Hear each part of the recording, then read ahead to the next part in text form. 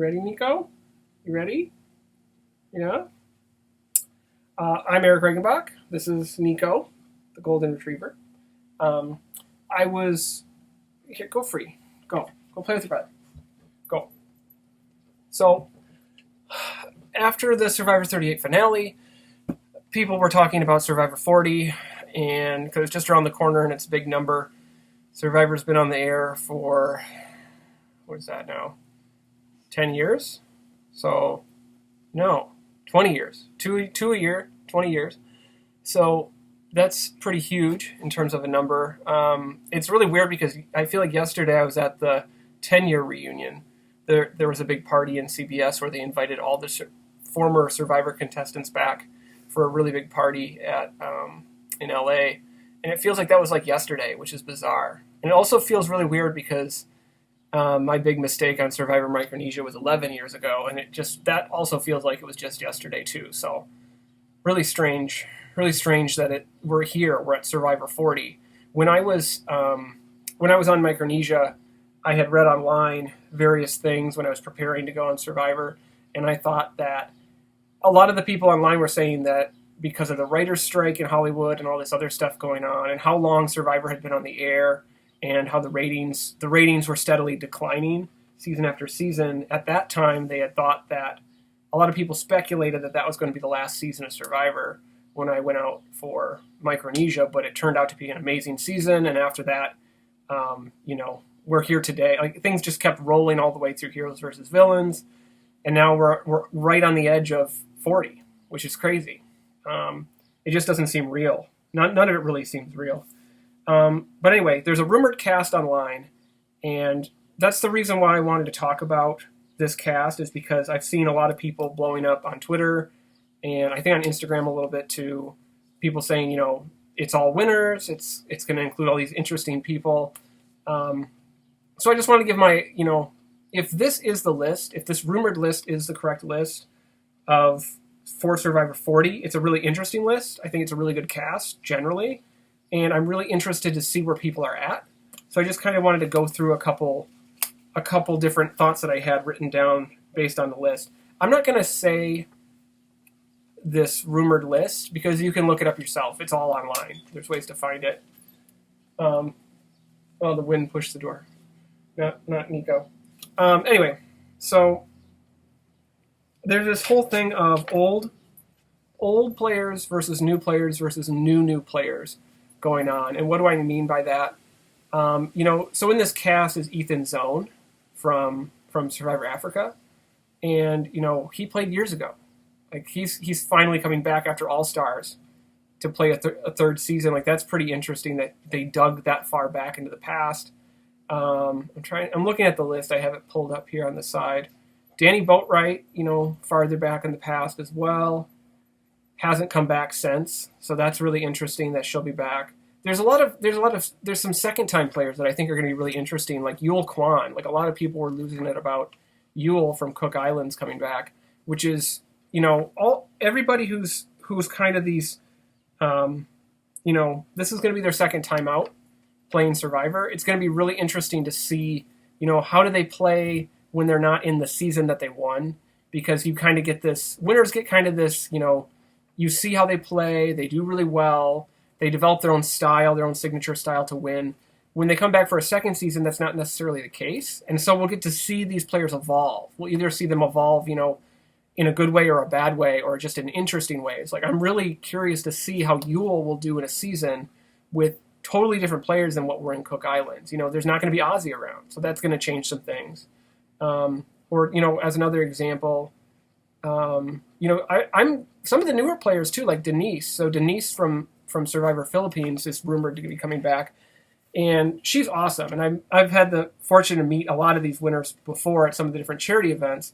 Denise, I'm really interested to see how she does, especially on a season that doesn't have Malcolm in it, that doesn't have some of the other strategic, the same people that she had in the Philippines on that season. So that's going to be really interesting. There are clearly some connections. There's clearly some history. I'd written down on here pre-game alliances. So whenever there's a returnee season, there's this idea and this notion of pre-game alliances where people either knew each other and they had a relationship before the game, just because they happen to know each other in some regard, or they were on a similar season, or they start making inroads knowing that they're going to be on a season with other people. So a good example of this would be, I don't want to necessarily name names, but people I have heard in the past that people formed, they started reaching out to other people that were returnees on a season to try and get something started, some type of help or a relationship prior to a season with the thought that it would help them. And I mean, it's a social game. It makes sense. I think that's incredibly unfair. I think that's ridiculous in a lot of sense. It undercuts what Survivor is supposed to be, which is you form relationships on the island. You meet people for the first time on the island. Like all that kind of social dynamic stuff, I think should happen on location. It should not happen before. And I've even had people, they'll give me a call and they'll say, "Let's form an alliance before the game," and I have to tell them no. I'm like, we're not doing any of that. With this season, with the rumored cast, there's history here. So Sandra Diaz-Twine is coming back again. Parvati Shallow is coming back. Rob is coming back. Rob Mariano. And I'm trying to think who else was on Heroes versus Villains from this list, from this group. Tyson's coming back too. So, yeah, so there's going to be some connections and some relationships that previously happened that are going to come back. So that's going to, does that hurt people or help people? I think, given that Parvati, Sandra, and Rob were all villains and we're all, they all kind of get the way that this game works, I have a feeling that those three will stick together, and I think that will help carry them at least at a minimum through the merge. So I think that relationships that you have prior to Survivor in a returnee season will only really help you pre-merge, and I think after the merge it could potentially hurt you, especially with players of this caliber. I think that they're going to start, going after each other post-merge, especially if they know what they're capable of. Sandra knows what Parvati's capable of. They all know what they're able to do. It's some of these unknowns that we don't really know.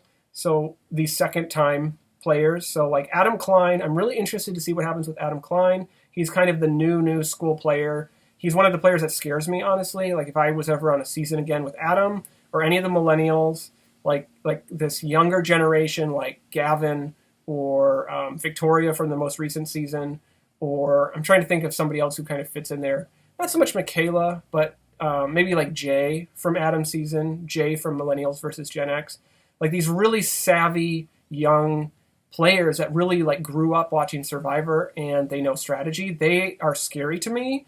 That said, I don't think there's enough new school players on this season to benefit somebody like Adam. Adam could easily be seen as way too strategic and way too, he might be recognized for his abilities very, very quickly and kind of be on the outs. So I'm really interested to see the fate of Adam on this season. Nick Wilson is back. I think he's going to do great generally, but again, we don't get to see him in a season outside of, David's versus Goliath, outside the season that he was in. So his story will have some time to evolve, and we get to see what happens. I'm looking through the cast. Tyson, I think Tyson's going to do amazing. I think Tyson has kind of a target on his back. I think a lot of these players have targets on their backs. I think Tyson specifically does. I think Tony does. Tony Vlachos. He'll be seen as kind of this crazy loose cannon, unless he changes up what he does. Who else stuck out? I'm really interested to see how Jeremy does. Jeremy Collins. I think he's a great player. I think that he'll do fine. And I think that he's savvy enough to make the connections that need to be made to move on. Let's see here. Sarah Lucina is back. I don't know if Sarah Lucina was great. She was awesome. And I think that she deserved to win Game Changers. We'll see what happens this season, because I think sometimes she got a little paranoid and she got a little overworked. But again, we don't know where people are coming from this time around. All these judgments I'm making, they could be completely off. And a lot of that depends on their mindset, on these winners' mindset when they go into the game again. One of my notes I had on here was aggressive versus passive. So one of my fears with any kind of season that has a winner on it, like a former winner, is that the hunger has died in terms of wanting to win. So if you're a returning player that didn't win, I consider that player more dangerous than a previous winner, even if it is somebody like Sandra, even if it is somebody like Ben, you know, maybe not Boston Rob, or you know, some of these other really aggressive personalities. But I consider winners to be less hungry to win. So they're less dedicated in the challenges. They've already gotten their $1 million prize. Maybe it's less competitive now. Maybe they're just in it for, you know, the experience, or maybe there was some other, you know, maybe there's some additional benefit to them going on second time after winning. So I'm interested to see that, and I think that will affect a lot of these players. I didn't mention Kim. So Kim sprawled in from One World. Really interested to see how she'll do as well.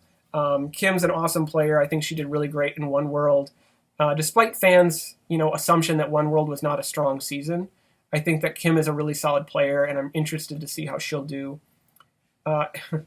So Amber and Rob, married to each other, are on this season, rumored to be on this season together. And that should be, that's instantly a target, in my opinion, unless somebody pulls them in. I could see Parvati, for example, say, obviously I'm going to team up with two people that she's previously played with and get numbers on her side right away. Like, that just makes sense to me. I think, you know, going back to this idea of these prior relationships and pregame alliance type of thing, we might see these second time returning winners screwed in a way. So like Danny Boatwright, I have no idea where she's coming from. She's either going to have to fit into like a swing vote position or a number position, or make those inroads to, you know, I feel like if you're a second time player that has no prior relationships with other people in the group, you're going to have a really tough time. You're going to have, you have the writing on the wall to get into a relationship right away, get into an alliance right away with multiple people. So if that was the case, and that's my assumption, like Danny Boatwright, I think would have trouble with it. You know, Adam may or may not have trouble with it. Ben might have trouble with it. Who else sticks out? Wendell might, but I mean, Wendell's pretty, you know, charismatic. I think Wendell's going to do great too in terms of making those relationships.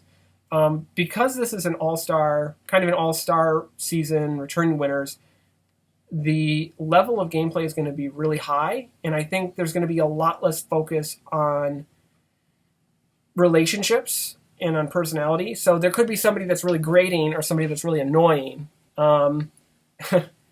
Tony Vlachos comes to mind with his crazy off-the-wall style of play, where, you know, people might say, you know, Tony's crazy, but we need him, or he's loyal, or whatever it might be, so let's keep him around.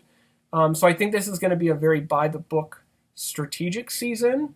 There's going to be probably a lot of blindsides and a lot of idols. There's going to be a lot of different advantages, just because every season leading up to this point, we've seen more and more advantages. So I'm prepared to see that.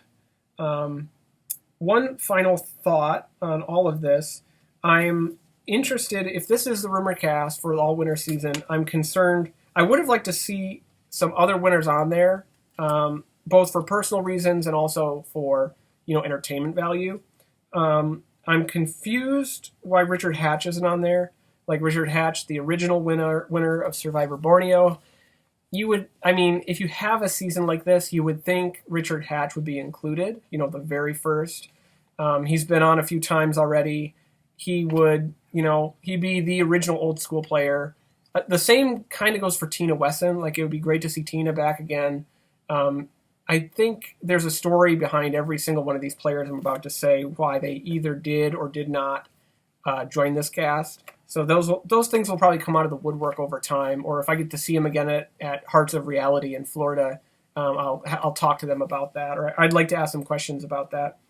I would have personally liked to see Bob Crowley on, winner of Survivor Gabon, just because he's a good friend of mine. I think he's a great guy. He has expressed interest in going back for an all-winner season, and I think it would be really great to see him on there. That said, I think that people would have it out for Bob because he is just a generally good guy. Like, he's the kind of guy who could win if he makes it past merge. Fabio wasn't included. I think Fabio's a super interesting winner. He's kind of outside of the norm of winners. I don't see him as strategic a threat, and I see him more as a genuine person rather than this like game bot that a lot of other winners have a quality of.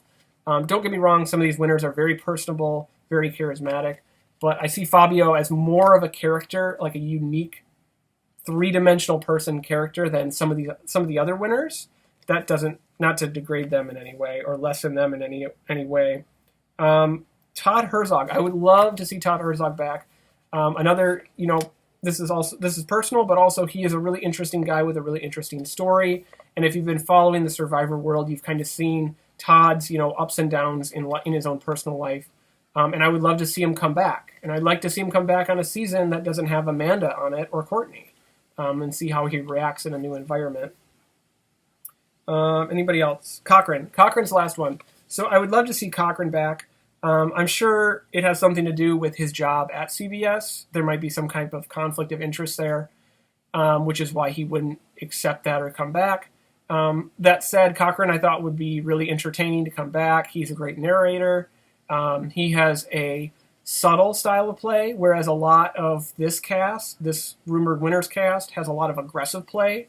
And a season can't have all aggressive all the time. I know that there's a lot of fan like theories or ideas out there, or like fantasy casts that have like all chaos cast or like all aggressive crazy cast.